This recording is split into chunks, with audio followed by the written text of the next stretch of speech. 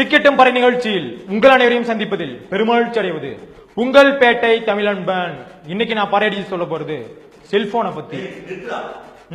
சாப்பிடுற விஷயத்துல கை வச்சா நான் பொறுத்துக்கினேன், பல் தேய்க்கிற விஷயத்துல கை வச்சா பொறுத்துக்கணும். இப்ப கடைசியில எனக்கு செல்போன்கே வந்தேன். செல்போன் நான் யூஸ் பண்ண வேணாம்னு சொல்ல கிடையாது, வேற எதுக்கு செல்போனை எப்படி யூஸ் பண்ணும் அப்படின்னு தான் சொல்ல போறேன்.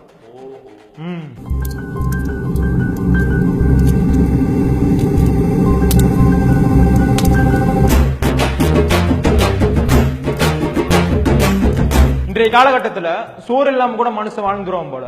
ஆனா இந்த செல்போன் இல்லாம எந்த ஒரு நாளையும் ஏன் ஒரு மணி நேரத்தை கூட கலக்க முடியாது. இப்படி செல்போன் இல்லாத மனிதனை வேற்று கிரகவாசி மாதிரி பாக்குற நிலைமை வந்துருச்சு. இந்த செல்போன்களால என்னென்ன தீமைகள், அதை எப்படி எல்லாம் தடுக்கலாம், அதை பத்தி தான் இன்னைக்கு பார்க்க போறோம். இன்னைக்கு பெரும்பான்மையான ஆண்கள் தங்களோட செல்போன்கள்ல பேண்ட் பாக்கெட்டோட முன்பகுதியில தான் வைக்கிறாங்க.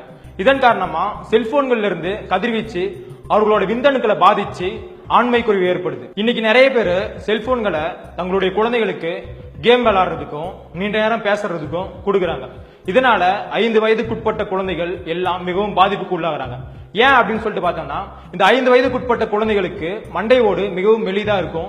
இதன் காரணமா கதிர்வீச்சால பாதிக்கப்பட்டு மூளை செயல்திறன் குறைபாடு, நினைவாற்றல் குறைவு, இது மட்டும் இல்லாம தூக்கமின்மை போன்ற நோய்களும் ஏற்படும். பொதுவா போன் பேசும்போது வெளிப்படுகின்ற கதிர்வீச்சை விட ரிங் ஆகும் பொழுது 14 மடங்கு கதிர்வீச்சு அதிகமா வெளிப்படுமா. இதன் காரணமா ரிங் ஆகும் பொழுது போனை யாரும் காதல வைக்க வேணாம். இது மட்டும் இல்லாம அழைப்புகள் இணைக்கப்படும் பொழுதும் அதிகமா கதிர்வீச்சுகள் வெளிப்படுமா. இதன் காரணமா முதல் ரிங்கிலேயே போன் அட்டன் பண்ணாம 2-3 ரிங்குகள் கழித்து போன்களை அட்டன் பண்ணலாம். இந்த செல்போன்களை தொடர்ந்து முழு நேரமா பயன்படுத்துறதுனால செல்போன்களுக்கு நம்ம அடிமையாகி நோமோபோபியா அப்படின்ற ஒரு விதமான மனநல நோய்க்கு ஆளாகிறோம். இதனுடைய அறிகுறிகள் என்ன அப்படின்னு பார்த்தோம்னா, செல்போன்ல ரிங் வந்த மாதிரி இருக்கும், ஆனா ரிங் வந்திருக்காது. செல்போன் இல்லாம எந்த வேலையும் நம்மளால செய்ய முடியாது. ஒரு பைத்தியம் பிடிச்ச மாதிரி ஒரு நிலைமை ஏற்படும். இந்த நிலை முத்தி போச்சுன்னா 2 அல்லது 3 வருஷத்துல முழு மனநல நோயாளியா மாறிடும். போன் பேட்டரி லோவா இருக்கும் போதும், செல்போன் சிக்னல் ரொம்ப கம்மியா இருக்கும் போதும் செல்போன் உபயோகப்படுத்துறத தவிர்க்கணும்.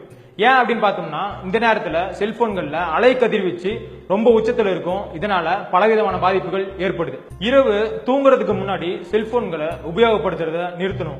ஏன் அப்படின்னு சொல்லிட்டு பார்த்தோம்னா, தூக்கத்திற்கு தேவையான மெலட்டோனின் அப்படின்ற ஹார்மோனை இந்த கதிர்வீச்சுகள் பாதிச்சு நம்ம தூக்கத்தை கெடுக்குது. இதன் காரணமா மூளைக்கு நல்ல ஓய்வு கிடைக்காம மூளையோட செயல்திறன் குறையுது. நம்முடைய காதுகள்ல 16,000 உயிரணு இழைகள் இருக்கு. நம்ம தொடர்ந்து செல்போனை 20 நிமிஷம் பேசும் பொழுது அந்த கதிர்வீச்சால அதிகப்படியான வெப்பம் உண்டாகி இந்த இழைகள் பாதிக்கப்படுது. இதன் காரணமா 5 அல்லது 6 ஆண்டுகள்ல 80% காது கேட்கும் திறன் குறையுது. செல்போன்களை தொடர்ந்து பார்ப்பதால நம்முடைய விழிகள்ல ரத்த ஓட்டம் பாதிக்கப்பட்டு அதிகப்படியான வெப்பம் உண்டாகி நம்முடைய பார்வையில பயங்கரமான குறைபாடுகள் ஏற்படுது. தொடர்ந்து செல்போன்ல பேசுறது, கேம்ஸ் விளையாடுறது, நம்ம குழந்தைகளுக்கு செல்போனை உபயோகப்படுத்த கொடுக்கறது, இது போன்ற செயல்கள்ல ஈடுபடாம வெளியே போய் விளையாடுறது, புத்தகம் படிக்கிறது போன்ற செயல்களில் ஈடுபடுவோம். நம்முடைய அடுத்த தலைமுறையை காப்பாற்றுவோம். இந்த வீடியோ பிடிச்சிருந்தா லைக் பண்ணுங்க. இந்த வீடியோவை நீங்க பாக்குறது மட்டும் இல்லாம உங்க ஃப்ரெண்ட்ஸ், உங்களை சுத்தி இருக்க எல்லாத்துக்கும் ஷேர் பண்ணுங்க. மறக்காம ஸ்மைல் மேக்கர் சேனலை சப்ஸ்கிரைப் பண்ணிருங்க. உள்ளுவதெல்லாம் உயிர் உள்ளல் மற்றது தள்ளினும் தள்ளாமை நீட்டு. நன்றி, வணக்கம்.